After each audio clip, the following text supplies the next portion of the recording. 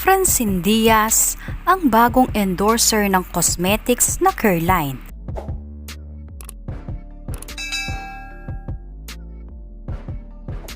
Muling napaakyat sa top trending at pinag-uusapan na naman ngayong hapon ang pangalan ni Francine Diaz. Opisyal nang inanunsyo ng Careline family ang kanilang bagong Careline Gang o ang bagong endorser ng Careline Philippines ay walang iba kundi ang Golden Girl na si Francine Diaz. Marami na namang netizens ang napawaw sa Golden Girl nang dahil sa kanyang umaapaw na blessings ngayong taon. Siguradong mapapabili na naman nito ang mga netizens at masosold out na naman ang cosmetics na iniendorso na Careline ni Francine.